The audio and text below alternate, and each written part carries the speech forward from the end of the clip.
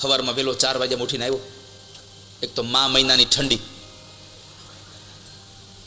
એમાં બરાબર આવ્યો એટલે ભગવાને કીધું આવતો અહીંયા.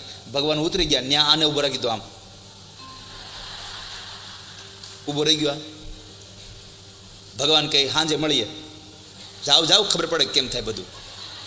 ભગવાનને મોકલા ગામમાં સંસારમાં અને પોતે થઈ ગયો ભગવાનને. સવારમાં 4:30 વાગ્યામાં પૂજારી આવ્યા અને 5:30 વાગ્યામાં મા મહિનામાં ઠંડા પાણીથી અભિષેક કર્યો. થર ધ્રુજે હો, પણ કઈ બોલવાનું નહોતું, કારણ કે ભગવાન છો. તો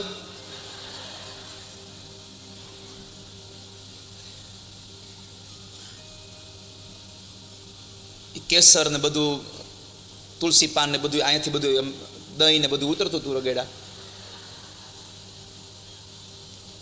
સાફ કર્યું, વસ્ત્રો પહેરાવ્યા. પૂજારી વસ્ત્ર પહેરાવતા હતા. આ બધા ભગવાનનું ઉપરનું હતું, આમ રાખવા હાટુથી આમ અહીંયા પિન મારવા ગયા. તો ઓલાને બોલવાનું હતું નહીં, કારણ કે ભગવાન છો. તો મૂંગો રહ્યો, કઈ બોલ્યો નહીં.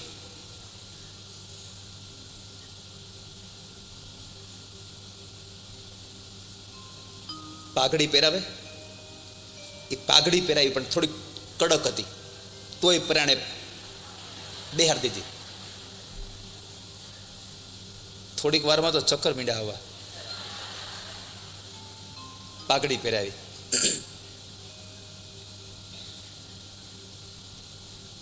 બરાબરના તૈયાર કર્યા, પછી એસી કર્યું ચાલુ. સામેથી સીધું એસી નો ફ્લો એના ઉપર, આમ લાઈટ એ સીધી મોઢા ઉપર. આમ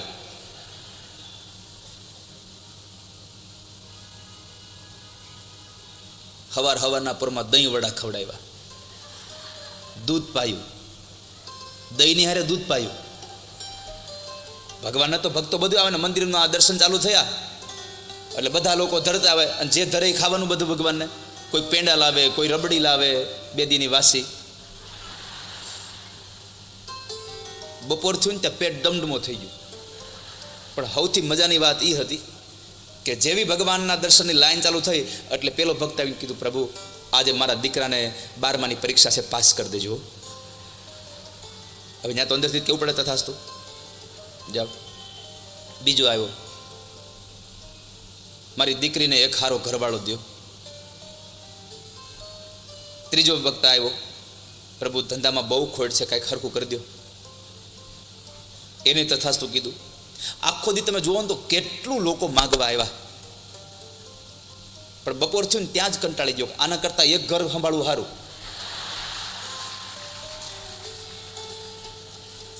ઓલા પણ તો એક જ માગે છે, છોકરાની ફી, છોકરાના યુનિફોર્મ, તેલનો ડબ્બો. આ એક જ ઘરનું બધું પૂરું કરું ને, આ તો આ બધાનું પૂરું કરવું. સાંજ થઈ, સંધ્યાટાણું થઈ ગયું, ભગવાન આવ્યા નહીં.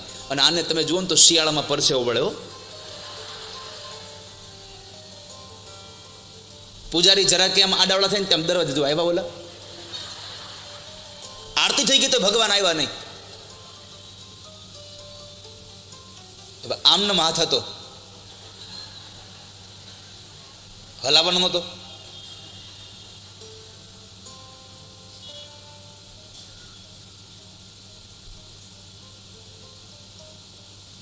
ભગવાન જે સમય આવવાનું કઈ ગયા હતા એના કરતા 2.5 કલાક મોડા આવ્યા. પણ એ 2.5 કલાક એને 250 વર્ષ જેવા લાગ્યા. ભગવાન આવ્યો તો સૌથી પહેલા ભગવાનને કીધું, આમ મોડું કરાય કોઈ આવવાનું? કે અહીંયા દશા હું હતી મારી ખબર તમને? કે ભગવાન કે તે કીધું તું ભાઈ, તમે એક દી અહીંયા ઘરમાં અમારા સંસારમાં આવો ખબર પડે કેમ થાય. મને તો અહીંયા બહુ સારું જ લાગ્યું કે એકનું જ ઉપાધિ હતી, તારે અહીંયા તમે અહીં રહો, આ હાચો તમે, અમે અમારો હાચવી લેવું. કે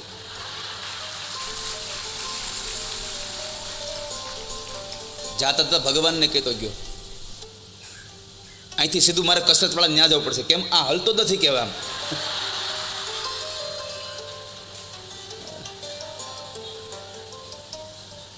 ભગવાન પાસે જાઓ ને વાલા ભક્તજનો, ત્યારે આંખો ખુલ્લી રાખજો.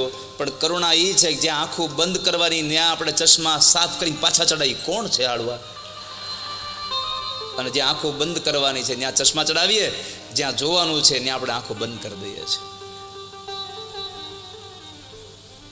પુનઃ આપને યાદ કરાવી દઉં કે દેવોનો દેવ મહાદેવ પણ જો ભગવાનના દર્શન કરવા માટે આવતા હોય તો આપણી ફરજ છે કે દિવસમાં એકવાર આપણા આજુબાજુમાં જે પણ મંદિર હોય એ મંદિરમાં જઈને દેવોના દર્શન કરવા જોઈએ. તમે ગમે તે સંપ્રદાયના ભલે ન હોવ, તમે જે સંપ્રદાયના આશ્રિત હોવ, પણ મારી પ્રાર્થના એટલી છે કે તમે જે સંપ્રદાયના આશ્રિત છો એ મંદિર તમારા ઘરથી દૂર છે, ત્યાં રોજ નથી જવાતું, પણ તમારા આજુબાજુમાં કોઈ બીજું મંદિર છે તો ત્યાં રોજ દર્શન કરવા જાઓ. પણ આપણને તો એવું બધું અંદર ભરવામાં આવે છે.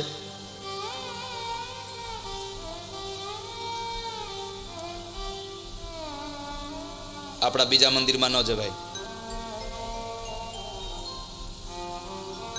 આપણા મંદિરમાં આપણા જ ભગવાન હોવા જોઈએ. અરે શું માનસિકતા લઈને બેઠા છો?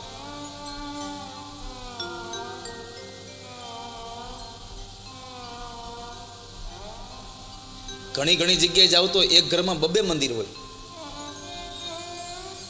શું કામ?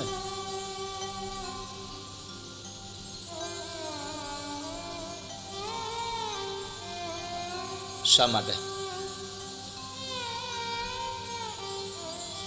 આ સંસારમાં